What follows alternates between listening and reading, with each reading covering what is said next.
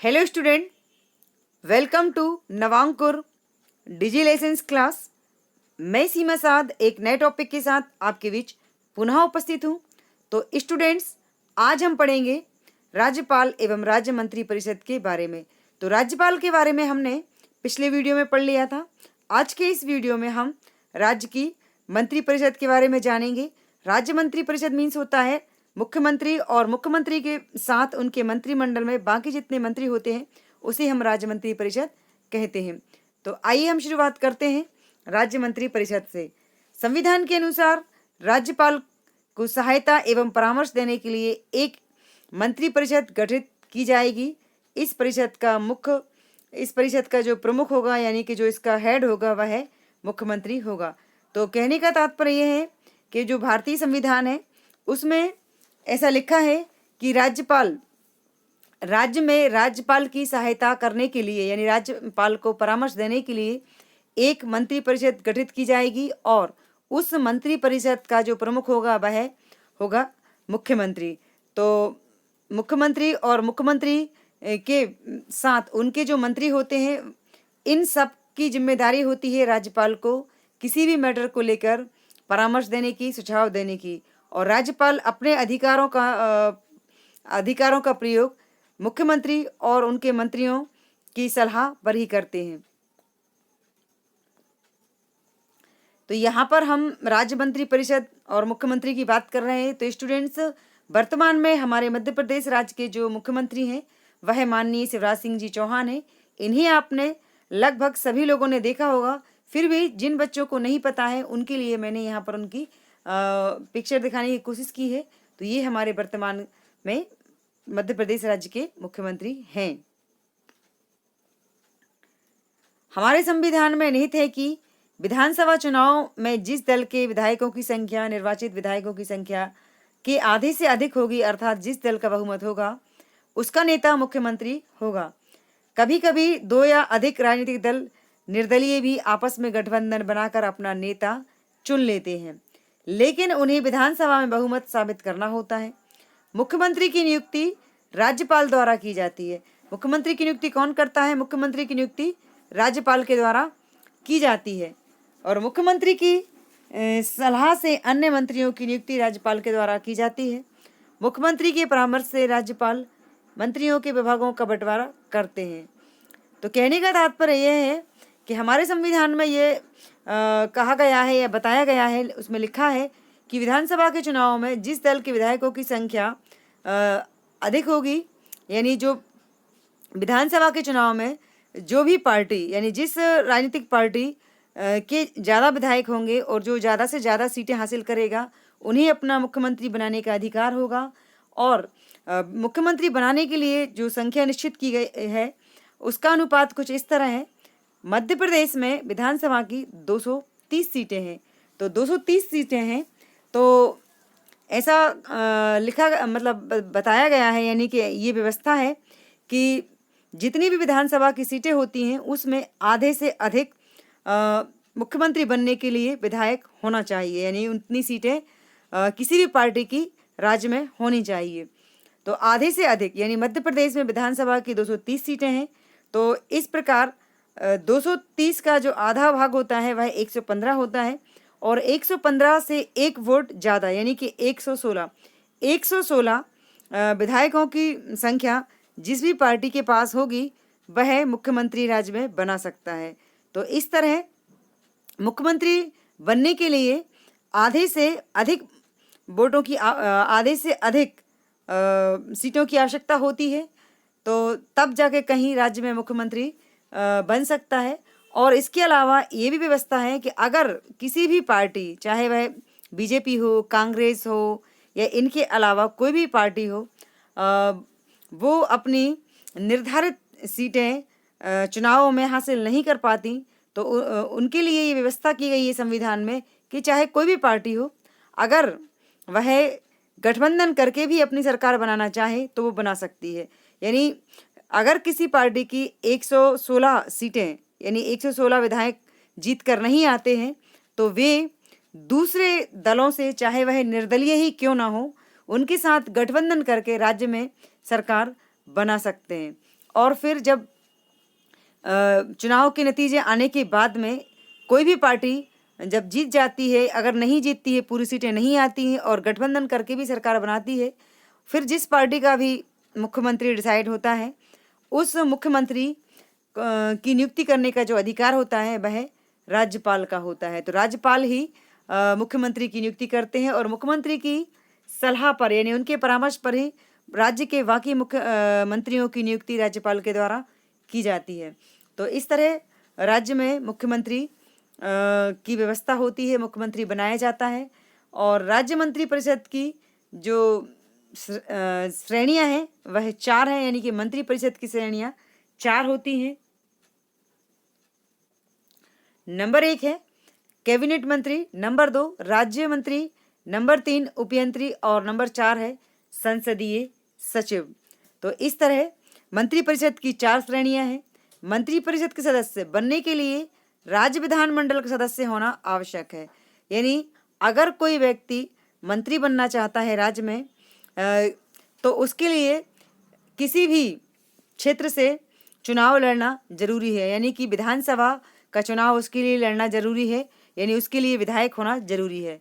और यदि नियुक्ति के समय ऐसा नहीं है तो 6 माह के अंदर किसी भी सदन की सदस्यता प्राप्त करना आवश्यक होता है।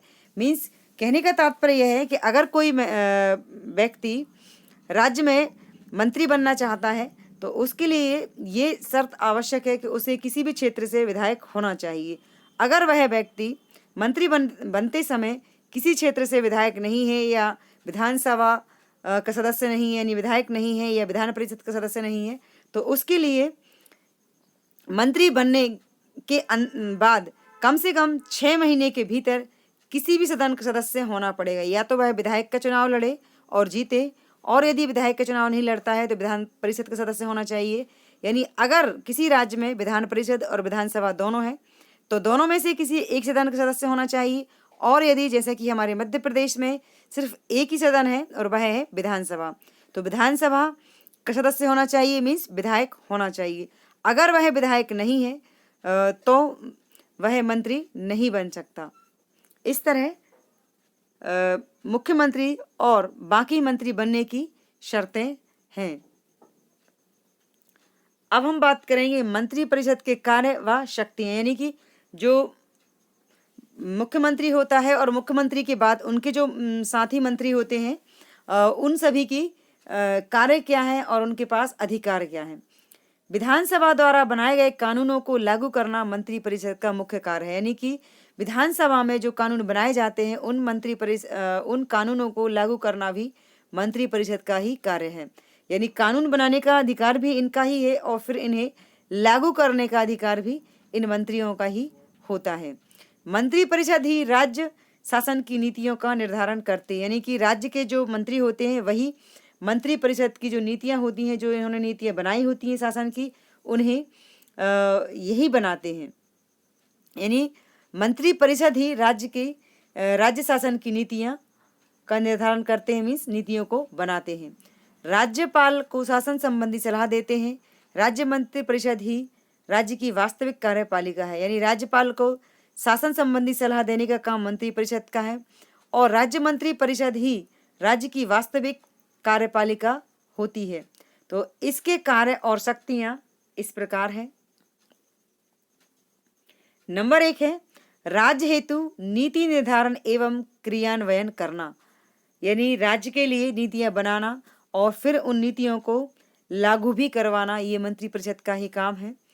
राज्य मंत्री परिषद राज्य के विकास एवं संचालन हेतु नीति निर्धारण करता है, यानी कि राज्य मंत्री परिषद राज्य के मुख्यमंत्री और बाकी मंत्री ही मिलकर राज्य के विकास के लिए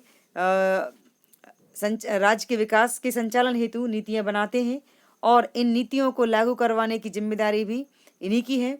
तो इसके लिए आदेश एवं निर्देश प्रसारित करना है वे यही करते हैं और वह प्रशासकीय स्तर पर इन नियमों के क्रियान्वयन पर भी निगरानी रखते हैं, यानी कि राज्य के जो मंत्री होते हैं यही आदेश जारी करते हैं और प्रशासकीय स्तर पर नियमों के क्रियान्वयन यानी इनको लागू करने की जिम्मेदारी भी इनकी ही है, और फिर इन पर निगरानी रखने का काम भी इन्हीं का होता है।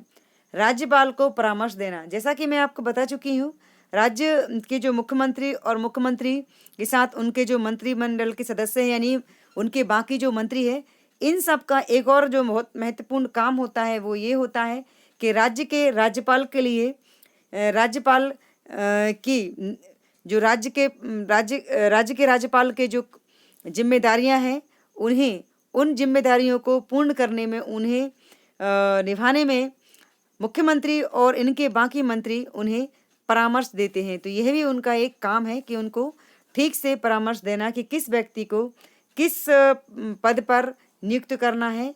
ये जिम्मेदारी मुख्यमंत्री और इनके बाकी मंत्रियों की होती है। अब हम बात करेंगे विधायी कार्य की। शासकीय विधेयक मंत्रिपरिषद के सदस्य तैयार करते हैं, यानी सरकारी जो विधेयक होते हैं उन्हें तैयार करने का काम भी मंत्रिपरिषद का ही होता है, एवं व्यवस्थापिका के किसी भी सदन में प्रस्तुत करते हैं। यानी कि दो सदन होते हैं व्यवस्थापिका के, एक विधान परिषद एवं और दूसरा विधानसभा। तो दोनों में से किसी भी सदन में विधेयक को प्रस्तुत किया जा सकता है। कानून बनाने से पहले कोई भी मंत्री विधानसभा के किसी भी सदन में इसे पेश कर सकते हैं। मंत्रिपरिषद के सदस्य ही विधानमंडल में विधेयक संबंधी जानकारी, प्रश्नों और समालोचनाओं के उत्तर देते हैं। यदि कोई विधेयक विधानसभा में पारित नहीं होता तो संपूर्ण मंत्रिपरिषद द्वारा त्यागपत्र देना आवश्यक होता है। कहने का तात्पर्य है कि मंत्रिपरिषद के सदस्य ही विधानमंडल में विधेयक संबंधी जानकारी देते हैं कि अगर वो कोई भी विधेयक सदन में पेश कर रहे हैं तो उस विधेयक की जानकारी सदन के बाकी लोगों को उनके द्वारा दी जाती है। इसके अलावा अगर विपक्ष से कोई विधायक या कोई भी सदस्य विधानसभा में वर्तमान सत्ताधारी जो सरकार है उससे किसी तरह का कोई प्रश्न करता है या प्रश्न पूछे जाते हैं, सरकार किस तरह के काम कर रही है और जो किया है उसके संबंध में कोई जानकारी, कोई प्रश्न विपक्ष का नेता करता है, तो उनके सवालों के जवाब, उनके प्रश्नों के जवाब देने की जिम्मेदारी भी इन मंत्रियों की ही होती है। और यदि कोई विधेयक विधानसभा में पारित नहीं हो पाता तो संपूर्ण मंत्रिपरिषद की ये जिम्मेदारी बन जाती है कि वो अपने पद से त्याग पत्र दें, यानी कि अपना इस्तीफा दें। वित्तीय कार्य, राज्य विधान परिषद राज्य की नीतियों के क्रियान्वयन के लिए आय व्यय संबंधी प्रस्ताव तैयार करती है। यानी कि राज्य की जो विधान परिषद है वह राज्य की नीतियों के क्रियान्वयन के लिए, राज्य में जो भी नीतियां वर्तमान सरकार के द्वारा बनाई गई हैं उन्हें लागू करने के लिए जो खर्च होंगे और जो आय चाहिए, इन सभी प्रस्तावों को तैयार करने का काम राज्य विधान परिषद का होता है, और जिसे वित्त विधेयक भी हम कहते हैं, जिसे वित्त मंत्री द्वारा विधानसभा में प्रस्तुत कर मंत्रिपरिषद स्वीकृत करवाती है। यानी कि राज्य विधान परिषद राज्य की नीतियों के क्रियान्वयन के लिए आय व्यय संबंधी प्रस्ताव तैयार करती है और जिसे हम वित्त विधेयक कहते हैं। यानी और जो वित्त विधेयक होता है जिसे हम बजट भी कहते हैं, यह सिर्फ और सिर्फ वित्त मंत्री के द्वारा ही विधानसभा में पेश किया जाता है, और वह भी राज्यपाल की अनुमति से। जिस तरह संसद में राष्ट्रपति की अनुमति से, राष्ट्रपति की परमिशन से वित्त मंत्री के द्वारा ही लोकसभा में बजट यानी वित्त विधेयक पेश किया जाता है, यानी उसे ही हम बजट कहते हैं, उसी तरह विधानसभा में वित्त मंत्री ही राज्यपाल की अनुमति से ये बजट पेश कर सकता है।